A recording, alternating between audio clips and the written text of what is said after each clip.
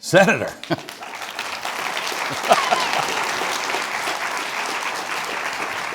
Frank.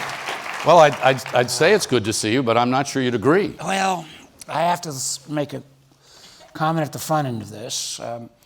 If it was not you, and it was not George Washington, and Malcolm Fouie was one of my senior folks who's also a GW grad, I sure as hell would not be.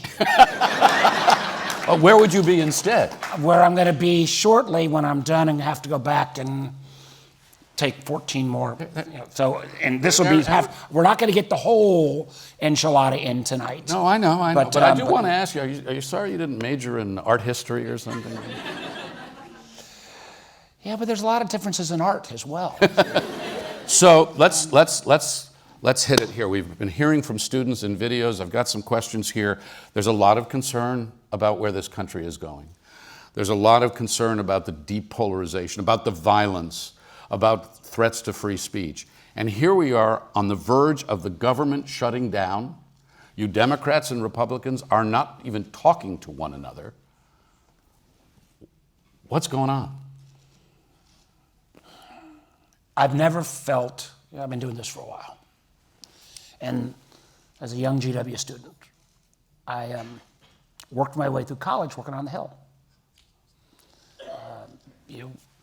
I had the ugliest corduroy suit, only made more ugly by the green polyester suit that I would wear right up to the Hill.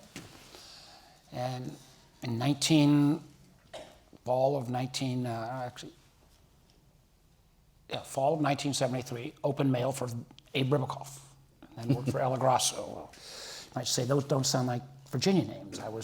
Did a lot of stuff in politics. And run campaigns, been a state Democratic Party chair, run for political office and lost. Apologies, you know this story, but my first political campaign, I was a young tech guy, had done pretty well financially, was always in politics, and I ran against John Warner, which managed to confuse the hell out of everybody in Virginia. Warner versus Warner. No relation. No relation. I did have a bumper strip that said Mark, not John. That in Danville, Virginia, somebody looked at and said, is that a biblical reference? Maybe that's why you didn't win. Yeah, no, I got second. Well, the irony though was he won, but we ended up becoming great friends. And subsequently, when I was governor, and he supported some of the things I did. He subsequently endorsed me. I spoke at his funeral. And I just pray. And I've been involved in every bipartisan gang. I work in the only place in America being a gang member's a good thing. And this last 7 or 8 months have been far and away the hardest. And in the effort to kind of what we can do, as you were from the previous panel, I agreed with everything they said. One of the things we can do is, recognize that social media and disinformation, misinformation on both sides is overwhelming, and you got to have those hard conversations with family and friends that disagree with you. And I just one last point that I won't keep rambling on here, but one of the things I've also tried to do, because there have been so many, in my mind, norms that have been broken in this last 7 to 8 months. And I've had a lot of my Republican colleagues say, oh, Mark, you're right. I've even had one say, oh, it's like you're a conscience. That I have tried, and echoing what, put yourself in other people's shoes, I was trying to think through, in those first year and a half of Biden, when there was, from the left, a cancel culture and political correctness, did my conservative friends feel that our country was being so taken away in the same way that I feel like so many of the norms are being broken? So I'm not saying I've come back, but at least I'm trying to process that in terms of why we're not having more, dismiss the Democrat-Republican junk, but why we're not having more when we see the politicalization of our intelligence community, or we see the remarkable meeting today with our military leadership down at Quantico when there's not more kind of pushback. So I'm at least trying to take some of the the admonitions from the last panel to think this through. But it's a troubling time. Let's start with the shutdown, right? Because if we're talking about dysfunction, one of the ultimate expressions of dysfunction is literally the government, or much of it, stops working. And we let that happen. Are there any conversations happening? Yeah, there are some. But in the past, and frankly, again, I think in the last 4 years, I mean, here's the thing that tries to give me a little hope. In 21, 22, 23, every major bill that was passed, the infrastructure bill, the CHIPS bill, the Electoral Count Act, the Veterans Bill, even most of the tenets of the IRA were actually put together not by the traditional kind of party leadership. It was a bipartisan gang of us came together, and this is the part that tries to give me a little bit of hope. It was as recently as I think even 23 where people were saying, oh my God, is the old Senate back? Yeah. We were seeing this incredible amount of Biden, and remember Biden was trying to say, is he the next FDR or LBJ? Because we were getting shit done. And most of the same people are there. And there are some conversation, and this kind of... Do you have gangs working on this? Are you part of a conversation? Both teams have lost some of our gang members. And I'm going to have dinner tomorrow night with Rob Portman, and he was a great colleague. Didn't agree with him on a lot of stuff, and I still, visit a lot with Should the Joe Democrats drop this health care extension thing and just go with a clean seal? The health care... I mean, keep the government open. Why not? There is... letters are going out this month to tell folks that you're going to have, in my state, an $800 increase if you're a couple in your 60s or making $80,000 a year in Virginia Beach. $800 a month increase. $800 a month. A month increase at an $80,000 total income. And the sign-ups start in November. That can't be unraveled. That coming across on top of the minimum of 11 million Americans who are going to lose their health care from the Medicaid cuts, $1 trillion of cuts. We've already got rural clinics closing in Virginia in advance of this. And we're going to take, for all of the back and forth on Obamacare with all its challenges, we did go from about 7% uninsured, or we went from about 16, 17% uninsured down to about 6 or 7%. We're going to go up past that, and hospital systems are going to close. I don't think you can punt on that. That doesn't mean you've got to get everything you ask for, but I've been through all of these in the past. There's never been a CR process which only GW students would even understand what that means. Your friends who are at Ohio State don't understand what that means. It's the home court advantage. The home court advantage is that you kind of had both teams sit together. None of that has happened on this one. So we will see. But there is also, I think the other thing that is affecting this, Frank, is that when you're the party in the minority, your ability, particularly when the other team controls everything, you don't have that many times where you actually have an ability to push back and your voice is counted. And there have been so many things that have happened outside the control, and frankly, even on things like, you reach a budget agreement and you agree you're going to fund education for X, and then the head of the OMB comes and arbitrarily chooses, well, we want to fund education, but we're not going to fund George Washington or Georgetown or AU. We're not going to fund any school in D.C. And if that kind of arbitrariness, which is taking place in terms of how our government operates, that has never been the case ever, is allowed to germinate more and take more of that root. And that's where I'm the most afraid of. If these changes take root at this level, if the Democrats come back, and I think they will at some point, well, they use the same practices. One of the things I have to do is, I want a Democratic Party to be pro-growth, pro-innovation, pro-technology, recognizing we got a lot too regulatory on a whole series of things. And I think that would appeal to a lot of people because there candidly isn't a Republican Party anymore. There's just a party of Trump loyalists. Your party leader, Chuck Schumer, last time this came around, opted to go for the CR and solicit the help from the Democrats to help the Republicans pass it because he calculated that the political risk of letting the government shut down and letting the president and the OMB fire a bunch of federal workers was too great. The president's talking about firing federal workers when you shut down. A, is that going to happen? How bad a problem is that? And what's the political whiplash that you're going to suffer? What I'd also say is that if we're going to recap what people have said, Donald Trump said repeatedly, and I can show you the videos, that, if the President of the United States should make sure the government doesn't shut down. Well, we got him on tape. It was like, look at my Instagram account today. We are where we are now. The question but here's what happened. Because we still thought things were normal, but they're not normal. We have had hundreds of thousands of federal employees pushed out. What I hear from federal employees almost consistently right now is we've been in a shutdown or a state of terror for 8 or 9 months. You got to push back.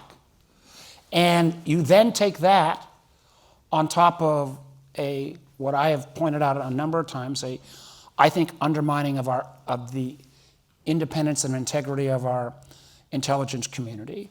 You see unwarranted and unprecedented meetings like took place today in terms of trying to politicize our military.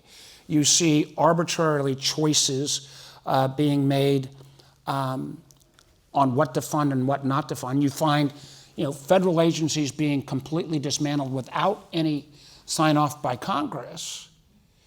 And if you only have moments, I don't know when the next moment will be to try to sharpen this debate. Let me just ask you one more question, one more time about the firings, and then I actually do want to talk to you because you're the vice chair of Senate Intelligence. I'm not going to kind of relitigate. I'll just say this. No. Your question is going to be, there is nothing that will start tomorrow that Donald Trump and Russ Vought couldn't have done today. So let them fire him. I don't think let's see what will happen. But I cannot imagine if the American people need any further evidence of a sense of cruelty, of a sense of complete disregard of the federal workforce, of a sense of what the expertise that we are losing, and how you can make any argument other than we just completely dismiss anybody that does public service. If the American people simply say, that's all right, fire them all, they can still do that. Let's talk about what happened at Quantico today, because it was an extraordinary show with hundreds of generals and admirals, hearing the president for over an hour, hearing Pete Hegseth. Here's one of the things the president said, talking about American cities and sending troops to American cities. He said, this is going to be a big thing for the people in this room, meaning the generals and admirals, because it's the enemy from within, and we have to handle it before it gets out of control. It won't get out of control once you're involved at all. You're a former governor. You had a National Guard.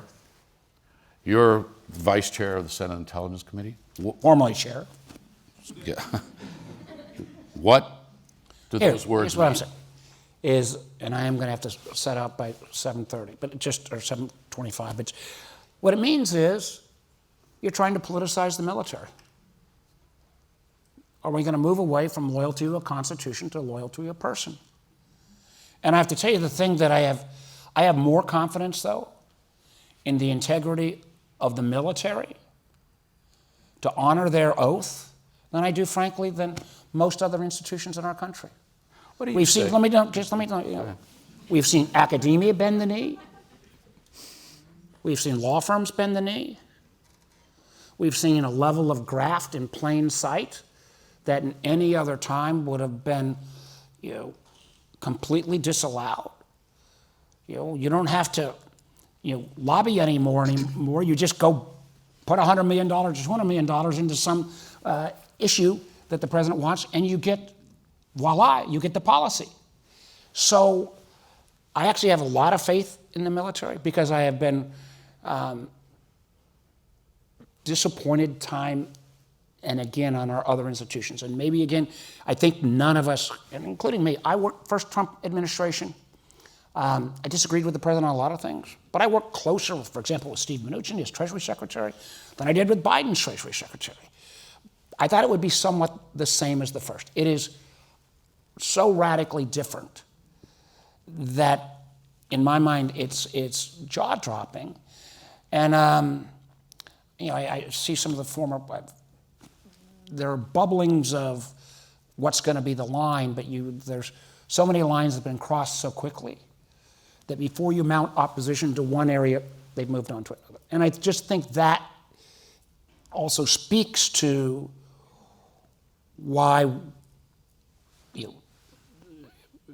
we may not have chosen this exact confrontation, but the confrontation had to take place. And the idea that we can keep punting, I can tell you right now, like I'll give you an example of something I'll put out. I put out a big policy paper the other day about how some of the things we're doing are making America less safe by undermining the integrity of our intelligence community and people being fired if they don't change analysis, or if you don't say if you want to get a promotion in the intelligence community, who won the 2020 election.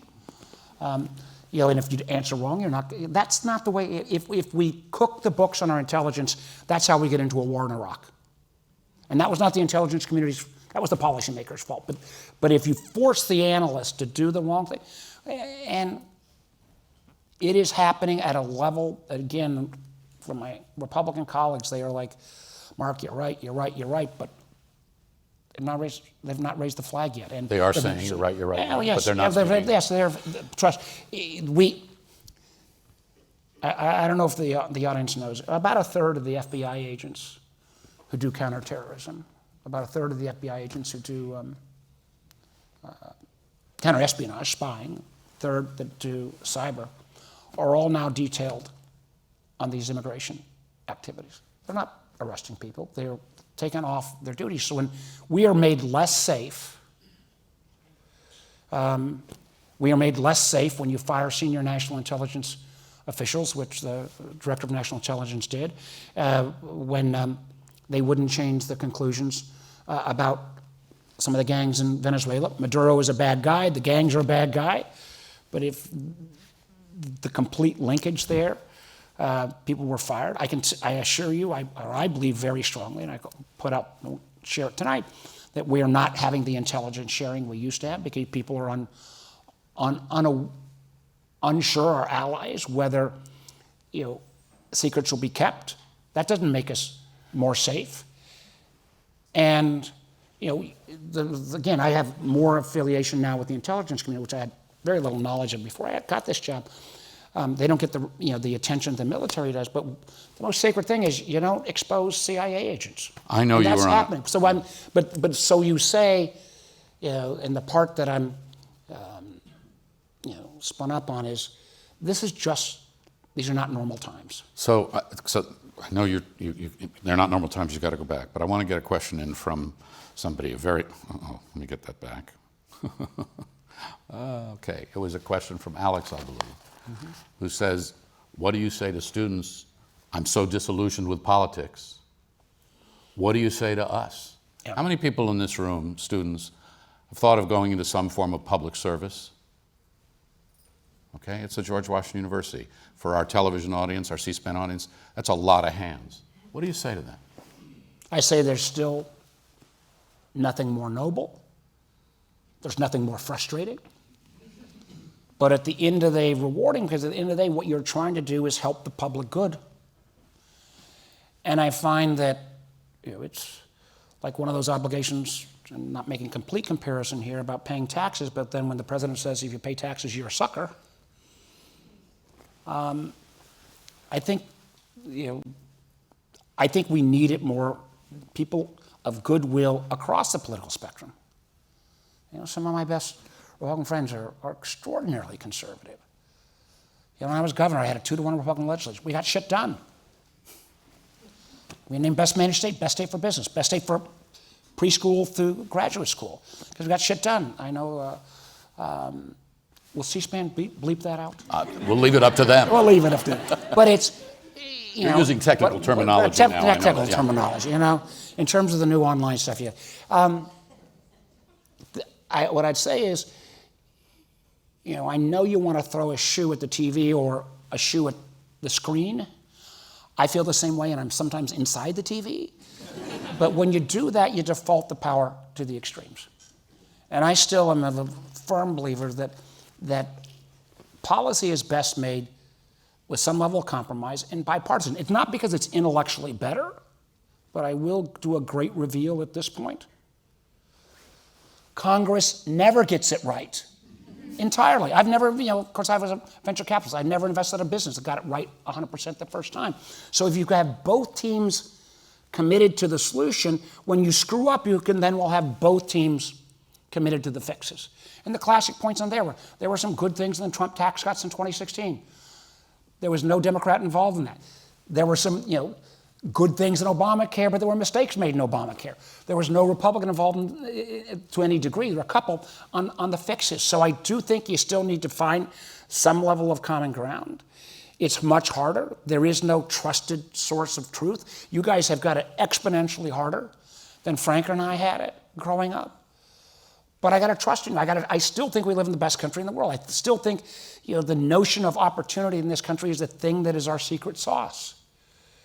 And that opportunity's got to be made available to everyone. I'll just use the Virginia example, not because of simply some, notion of DEI, but Virginia, we are about 21% African American, we're about 11% Latino, and 8%, Asian. That's close to 40% of the population. If that part of my population is not getting the same fair shot that I got, and I was somebody, first my family to graduate from college, failed miserably my first two businesses. The third one was I did well with cell phones, but if I'd not been a white guy with a GW education and a Harvard Law education, I wouldn't have gotten 3 shots, maybe even 2 shots. So this idea of everybody in this country's got to get the fair shot is both morally right, but it's also economically right.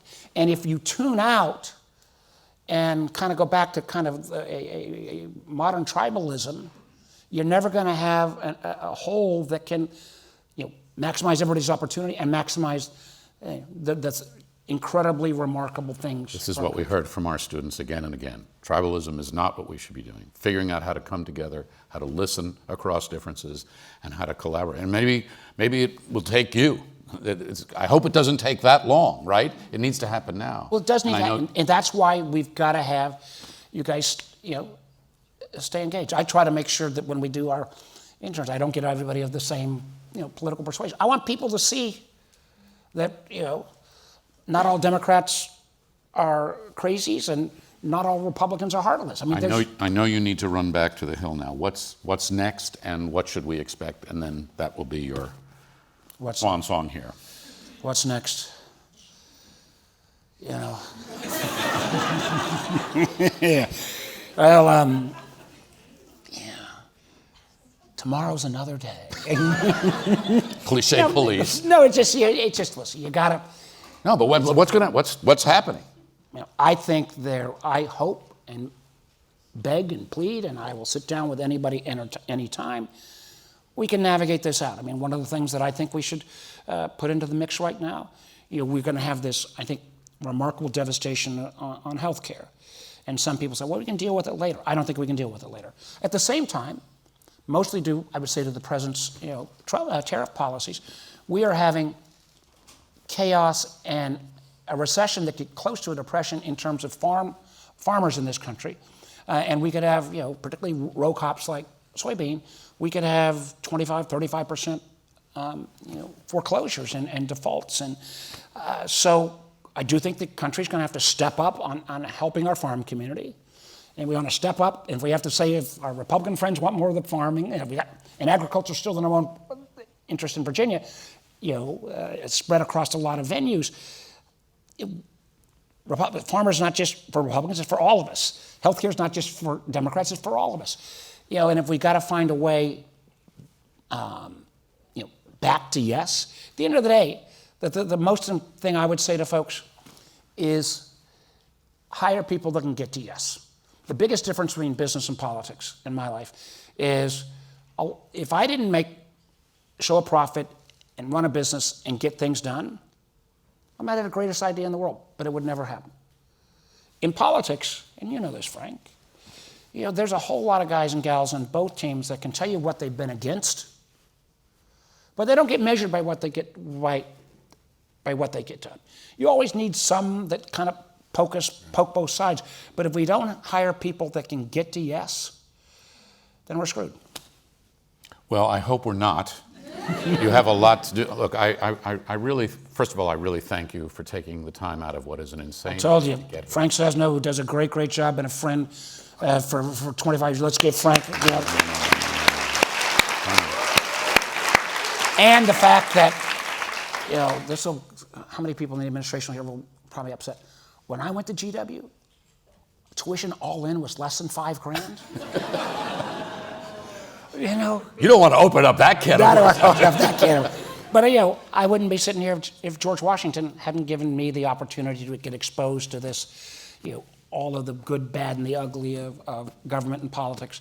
So, well, this is why we're here, and this is why we believe in our students so much, and they are such remarkable people, because they go and they do things like you, and like Marianna, and like so many others, and they intern all over town, and they're making a difference before they graduate, never mind afterwards. So, I thank you for sharing both what you're going through personally at this time, as well as what this means as a legislator, as a lawmaker, and maybe where we're headed here. I think, we've seen these shutdowns go for a long time. I hope that doesn't happen this time. We've seen them go for a short time, too. And for a short time. Well, do you have predictions? I thought this was the last question. It was, but you got hope springs eternal. Thank you, Mark Warner. Really. Thank you. Thanks, everybody. Thank you so much. Thank you all. We had so many great questions from you across through the QR code and Pigeonhole. I thank you. I'm sorry we couldn't get to more of them. Thank you for rolling with us this evening as we dealt with Senator Warner's extraordinary schedule and sort of real-time news. I do hope that what you take from this is that there's a lot of confusion at a lot of levels. A lot of this is being taken a day at a time. There are those who are trying to have conversations, but it's very unclear now where this is going. We are really in uncharted waters. And I think it's incumbent on all of us to be informed, to be speaking to people who come from different places than us, and to know that we're in a culture in which we all share responsibility to be active citizens. And there's not a clear roadmap. I said at the beginning, maybe a roadmap, but it's not clear. So we all do the best we can. The one thing I'd leave you with is keep the dialogue going. That's the most important thing right now, is to keep that dialogue going. Thank you all very much for being here this evening.